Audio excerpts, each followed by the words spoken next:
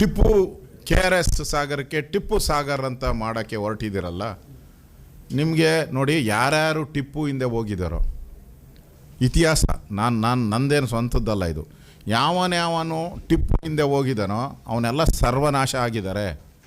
ಒಬ್ಬ ಬೆಂಕಿ ಬಿದ್ದು ಅವನು ಟಿಪ್ಪು ಚಿತ್ರ ತೆಗೆಯಕ್ಕೆ ಹೋಗಿ ಬೆಂಕಿ ಬಿಟ್ಟು ಅವನ ಮನೆ ಹಾಳಾಗೋಯ್ತು. ಇನ್ನೊಬ್ಬ ಯಾರೋ ಕತ್ತಿ ತಗೊಂಡ, ಆ ಟಿಪ್ಪು ಕತ್ತಿ ತಗೊಂಡು ನಮ್ಮ ದೇಶದೊಳಕ್ಕೆ ಬಂದಿಲ್ಲ ಅವನು. ಯಾರು? ಮಲ್ಯ. ನಮ್ಮ ದೇಶದೊಳಕ್ಕೆ ಬಂದಿಲ್ಲ ಅವನು. ಮುಟ್ಟಿದವರೆಲ್ಲ ಹೋಗವ್ರೆ. ಈ ಕಾಂಗ್ರೆಸ್ ಅವರು ಹಂಗೆ ಸರ್ವನಾಶ ಆಗ್ತಾರೆ. ಯಾಕಂದರೆ ನಾವೆಲ್ಲರೂ ಕೂಡ ವಿಶ್ವೇಶ್ವರಯ್ಯ ಇರ್ಬೋದು, ನಾಲ್ವಡಿ ಕೃಷ್ಣರಾಜ ಒಡೆಯರ್ ಇರ್ಬೋದು, ನಾವೆಲ್ಲರೂ ಕೂಡ ಅವ್ರನ್ನ ಈ ನಾಡಿಗೆ ರೈತರಿಗೆ ಜೀವ ಕೊಟ್ಟಂಥವ್ರು, ಅಭಿವೃದ್ಧಿ ಅನ್ನೋದನ್ನು ತೋರಿಸ್ಕೊಟ್ಟಂಥವ್ರು.